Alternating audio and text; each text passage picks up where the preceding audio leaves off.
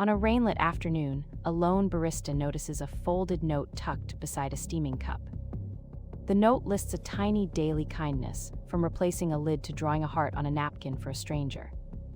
Each day, the cafe staff add their own line, turning the counter into a living ledger of small, whispered gestures. Customers begin to seek the corner seat, not for privacy, but to witness the quiet chain of generosity. By sunset, the daybook overflows with stories of connection, proving that everyday routines can quietly rewrite a city.